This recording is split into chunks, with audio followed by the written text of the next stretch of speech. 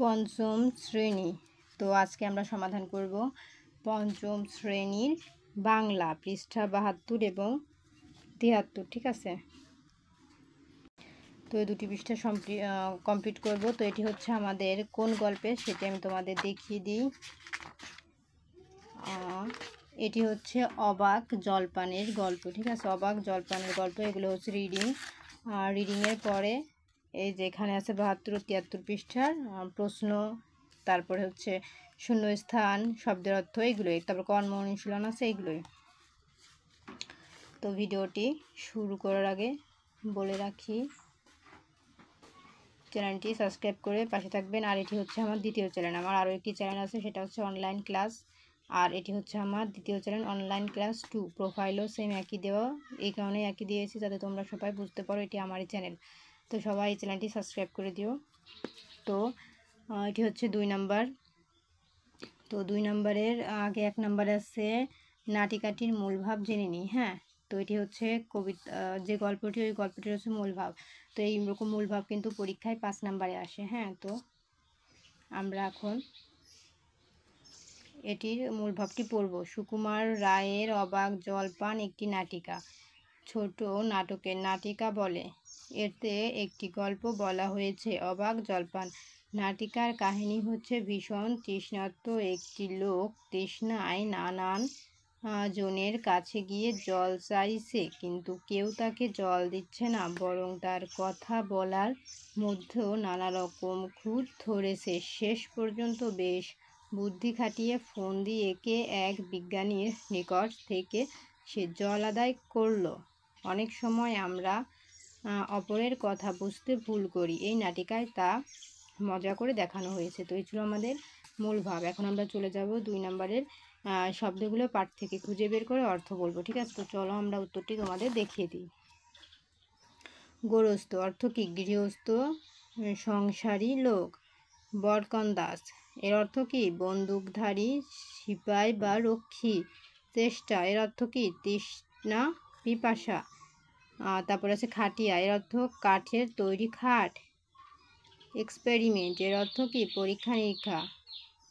রুক্ষমূর্তি এর মানে কি? উগ্ররূপ। তো এই ছিল আমাদের শব্দের অর্থ। তো শব্দের অর্থের পরে এখন আমরা চলে যাব 3 নম্বর প্রশ্নের সমাধানে।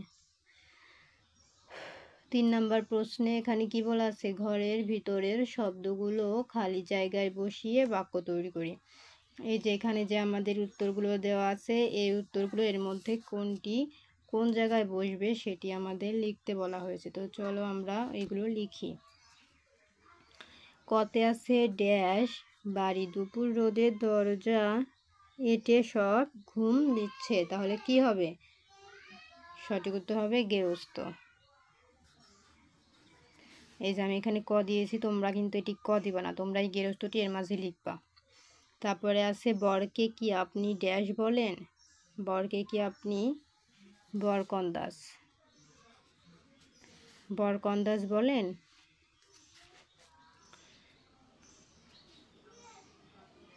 তারপরে গতে আছে একটা লোক ড্যাশ জল জল করছে তবুও জল খেতে পায় না, তাহলে কি হবে? একটা লোক তেষ্টায়, এটি হবে গ নাম্বার।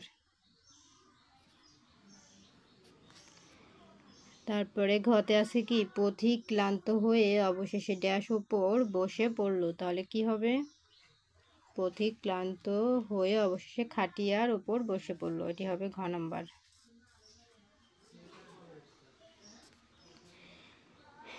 ম নাম্বারে আছে নোংরা জলের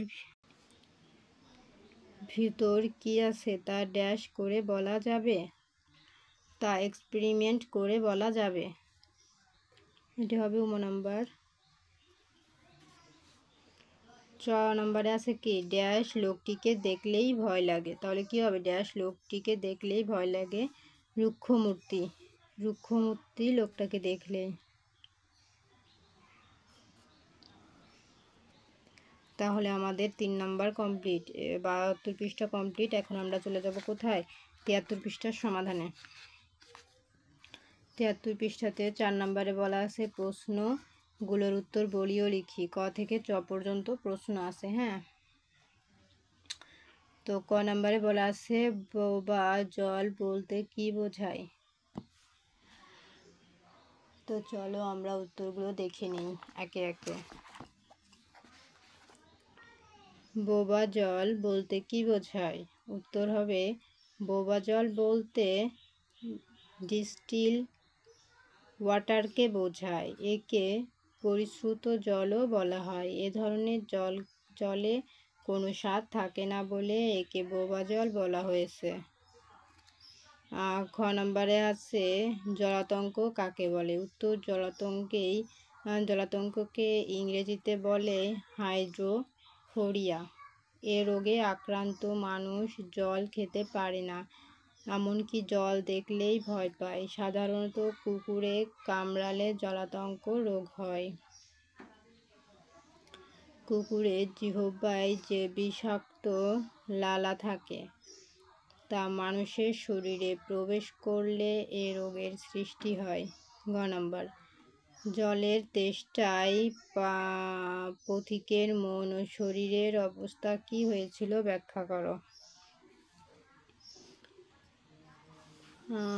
উত্তর জলের তেষ্টায় পথিকের মন ও শরীরের অবস্থা কাহিল হয়ে পড়েছিল। ভর দুপুরে দীর্ঘ পথ চলার পর পথিকের ভীষণ তেষ্টা পেল। পথিক তাই বিভিন্নভাবে নানা জনের কাছে জল চাইতে লাগলো, কিন্তু কেউ তার কথা বুঝতে চাইল না। পিপাসা আর ক্লান্তিতে তাই পথিক নাজেহাল হয়ে পড়ল। ঘ নম্বর মনে করো ওই পথিকের সঙ্গে তুমি কথা বলছো।